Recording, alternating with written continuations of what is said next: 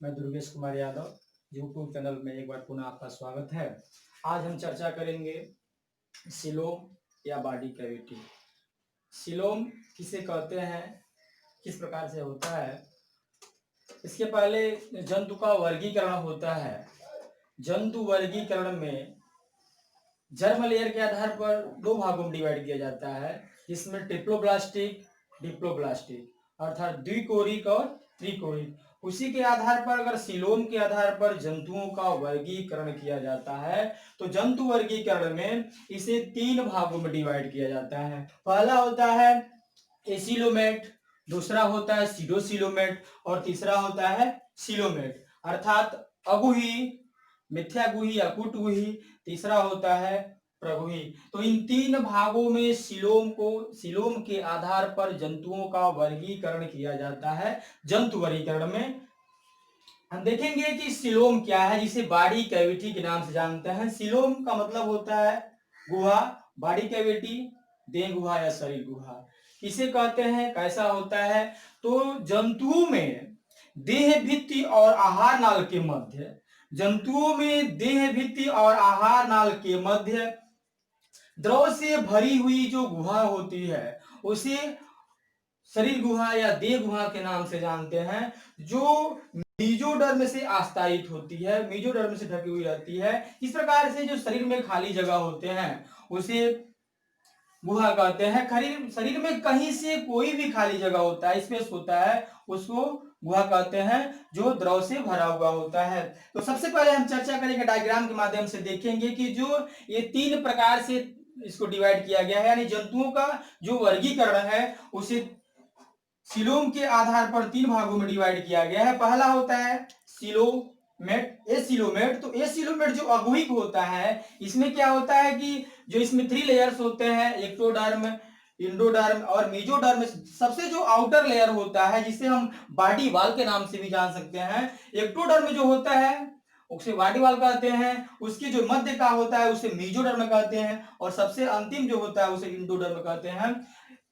In three layers में आप देख रहे हैं डायग्राम की, इसमें एक्टोडर्म, इंडोडर्म और मीजोडर्म के बीच में कहीं से कोई खाली जगह दिखाई नहीं दे रहा है। इसमें पूर्ण रूप से सेल्स पाए जा रहे हैं, सेल्स के लूज मास पाए जा रहे हैं, जिनके वजह से कोई खाली जगह दिखाई नहीं दे रहा है, अर्थात पूर्ण रूप से यह फिलअप है, भरा हुआ है। इस प्रकार से गुहा को हम कहते हैं एसिलोमेट और गुही। इसके अंतर्गत प्लेटीहेलमिन्थेस के प्राणी आते हैं। और दूसरा हम देखेंगे, चर्चा करेंगे सीडोसिलोमेट। सीडोसिलोमेट में पुनः वही प्रक्रिया है, एक्टोडर्म, मेडोडर्म और इंडोडर्म।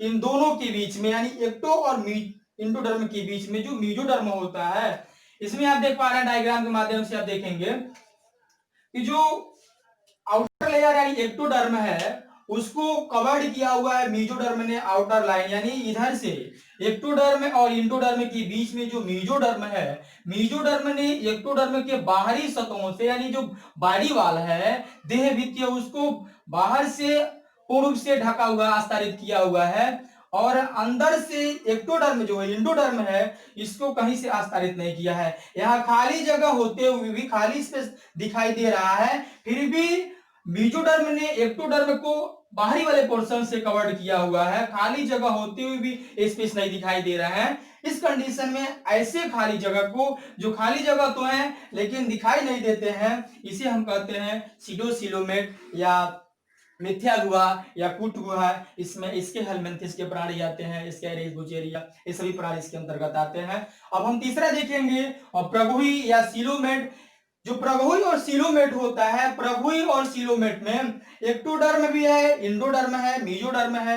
इन तीनों के बीच में यानी दो के बीच में, एक्टोडर्म और इंडोडर्म के बीच में जो खाली जगह होता है, अगर उसे मीजोडर्म ने पूर्ण से कवर्ड किया हुआ है तो ऐसे आस्तारित भाग को हम कहते हैं सीलोमेट। हम देखेंगे डायग्राम के माध्यम से, यहाँ एक्टोडर्म, इंडोडर्म और मीजोडर्म तीनों लेयर्स हैं। जब भ्रूणी विकास के समय लेयर्स का निर्माण होता है, जब भ्रूण का विकास होता है, यहां देखेंगे हम एक्टोडर्म, मीजोडर्म और इंडोडर्म। जो एक्टोडर्म है, जो आउटर लेयर जिसे बॉडी वॉल के नाम से भी जानते हैं, इसे बाहर से भी मीजोडर्म ने कवर्ड किया हुआ है और यह एक्टोडर्म वाले पोर्शन को बाहर से मीजोडर्म कवर्ड किया है और जस्ट इंडोडर्म को भी कवर किया हुआ है, आस्तारित किया हुआ है। ये देखेंगे दो लेयर से बनते हैं यहाँ मेसोडर्म के। यह स्प्लिट होता हुआ एक तरफ इधर से लैंड करता है और एक इधर से लैंड करता है, अर्थात इसमें पूर्ण रूप से खाली जगह दिखाई दे रहा है, स्पेस दिखाई दे रहा है। कह सकते हैं कि एक्टोडर्म और मेसोडर्म, इंडोडर्म, एक्टो और इंडोडर्म के बीच में दोनों तरफ से यानी इनर से भी और आउटर दोनों तरफ से मेसोडर्म ने कवर्ड किया हुआ है। यहाँ पूर्ण रूप से गुहा दिखाई देती है। इसे सत्य गुहा कहते हैं या वास्तविक गुहा के नाम से जानते हैं। इसे प्रगुही कहते हैं, सीलोमेट कहते हैं। इसमें एनिलिडा, कार्डिडा संघ के प्राणी आते हैं। तो हम कह सकते हैं कि एक्टोडर्म और मेसोडर्म, एक्टो और mesoderm, space between ectoderm and endoderm lined by mesoderm outside and inside. यानी एक्टो और मेसोडर्म, जो एक्टोडर्म है, इंडोडर्म है, इन दोनों के दरमियान में जो मेसोडर्म है, मेसोडर्म ने दोनों को यानी एक्टोडर्म को और इंडोडर्म को दोनों को पूर्ण रूप से आस्तारित किया हुआ है। ऐसे जो स्पेस होते हैं पूर्ण रूप से जो दिखाई देते हैं, इसे कहा जाता है प्रगुहा या सीलोमेट। आज के लिए इतना ही, फिर नेक्स्ट वीडियो में।